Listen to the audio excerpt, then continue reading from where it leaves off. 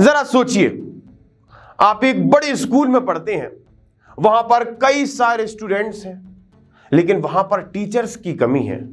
अगर शिक्षकों की कमी होगी तो विद्यार्थी कितना उत्तीर्ण होगा, इस बात पर प्रश्न चिन्ह अपने आप लग जाता है। उस विद्यार्थी का कितना विकास होगा, कितना कुशल होगा, इस बात पर प्रश्न चिन्ह लग जाता है। लेकिन ऐसा ही मध्य प्रदेश के मेडिकल कॉलेजेस में हो रहा है। मध्य प्रदेश में फिलहाल 13 मेडिकल कॉलेजेस हैं, गवर्नमेंट मेडिकल कॉलेज, और 6-7 नए स्वीकृत किए गए हैं।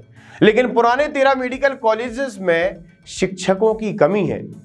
लेकिन बाकायदा हर साल कई सारे विद्यार्थी एमबीबीएस की डिग्री लेकर बाहर निकलते हैं और मरीजों का इलाज करते हैं।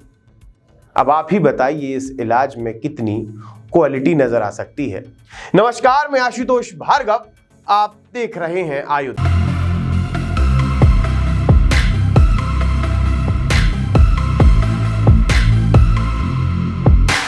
आयुध की इस खास पेशकश खबरिया में आज हम आपको बताएंगे कि मध्य प्रदेश में अब विद्यालयों के अंदर पढ़ाया जाएगा वीर सावरकर का पाठ, लेकिन छिड़ चुकी है राजनीति। मध्य प्रदेश के सरकारी मेडिकल कॉलेजेस की लगातार बढ़ रही है संख्या, लेकिन शिक्षकों का क्या है हाल। मध्य प्रदेश में फोन पे का एक इस्तेमाल ऐसा भी। देश में नई शिक्षा नीति 2020 लागू हुई, जिसके बाद विद्यालय, कॉलेज और सारे शैक्षणिक संस्थानों में क्या पढ़ाया जाएगा, किस तरह से पढ़ाया जाएगा और कितना पढ़ाया जाएगा, इस पर विचार मंथन हुआ और एक ड्राफ्ट तैयार हुआ, जिसमें एक अहम निर्णय लिया गया कि स्कूल में पढ़ने वाले विद्यार्थियों को महान क्रांतिकारी और महापुरुषों के बारे में भी पढ़ाया जाएगा।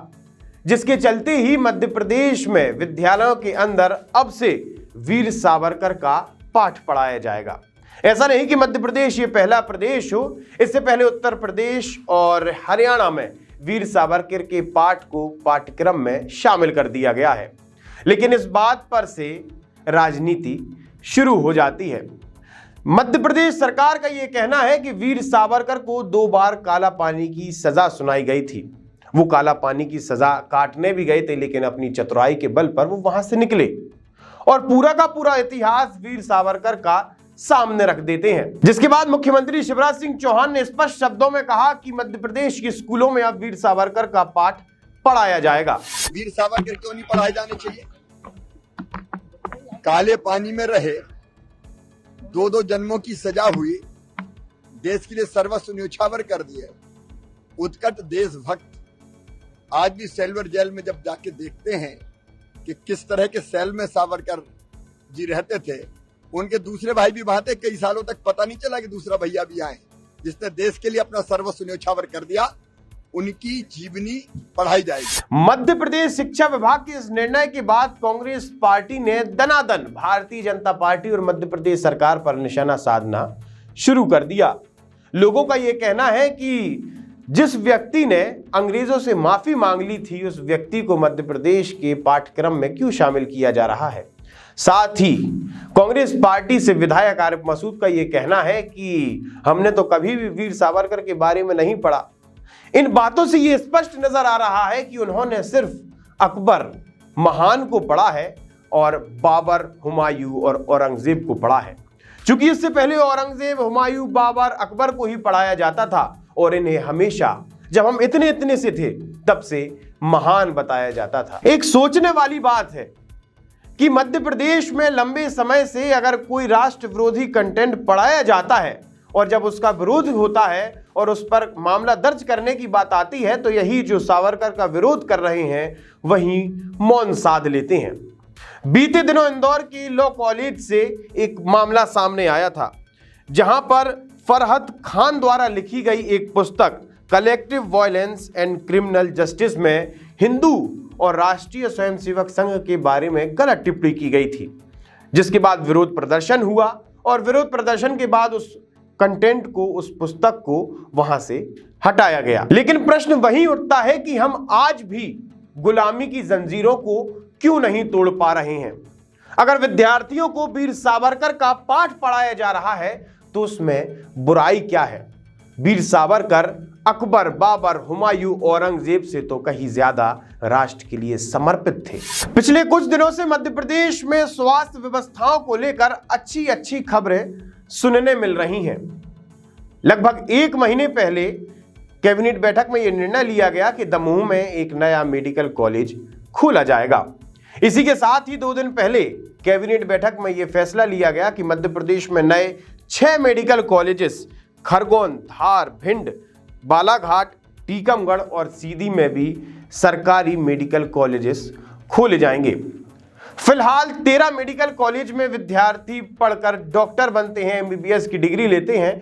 अब जब ये कॉलेजेस तैयार हो जाएंगे तो इनकी संख्या लगभग 20 और 21 हो जाएगी। देश के एक बड़े मीडिया संस्थान ने यह खुलासा किया है कि मध्य प्रदेश के 13 सरकारी मेडिकल कॉलेजेस में लगभग 860 से ज्यादा शिक्षकों के पद रिक्त हैं।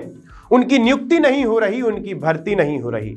अब आप ये अंदाजा लगाइए कि 13 मेडिकल कॉलेजेस में अगर 860 से ज्यादा रिक्त पद हैं तो वहां से निकल कर पढ़ने वाले जो विद्यार्थी हैं, जो एमबीबीएस की डिग्री लेकर उन कॉलेजेस से निकल रहे हैं, उनकी स्थिति क्या होगी। अगर आंकड़ा देखा जाए तो 2020 और 21 में इन मेडिकल कॉलेज से लगभग 30% शिक्षकों ने अपनी नौकरी छोड़ी है।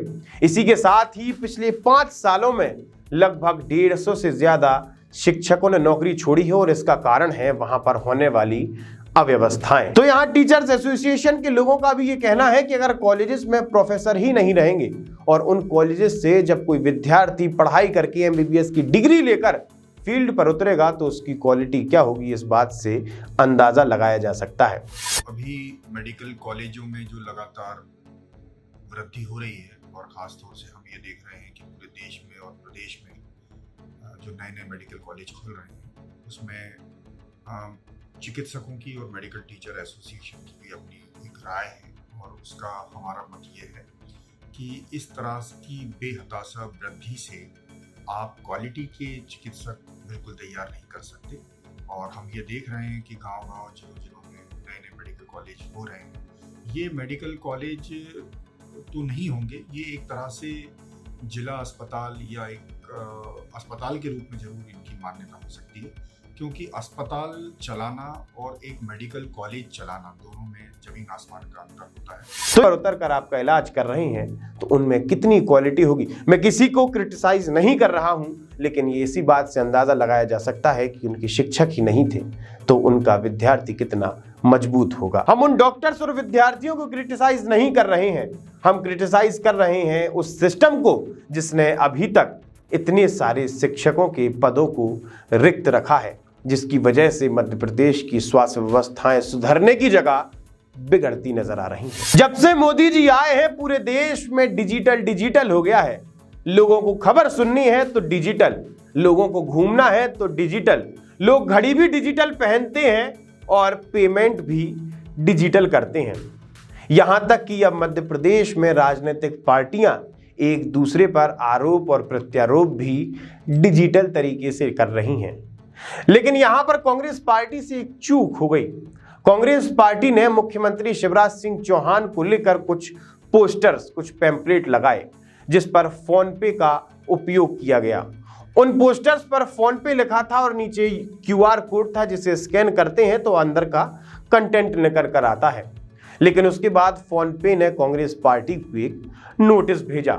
कांग्रेस पार्टी को ये नोटिस भेजते हुए फोन पे ने कहा है कि आप हमारे ब्रांड का गलत तरीके से उपयोग कर रहे हैं, जिसके बाद कांग्रेस पार्टी भड़क गई और कांग्रेस पार्टी ने कहा कि हम तो हमारे अलग कंटेंट को चला रहे हैं। जिसके बाद सूत्रों के हवाले से ये खबर आई है कि कांग्रेस पार्टी अब फोन पे को जवाब देने की तैयारी में जुटी हुई है कि फोन पे को किस तरह का जवाब देना है।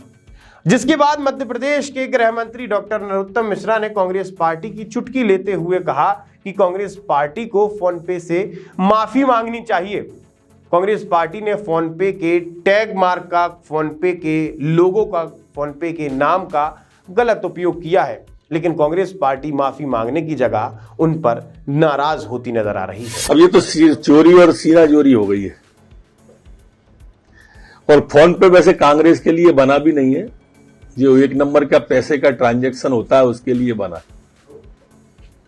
ब्लैक मनी वालों के लिए नहीं बना श्रीनिवास जी। इसलिए आपको समझ नहीं आएगा। पहले तो आपने लोगो यूज कर लिया और अब आप धमका रहे हो।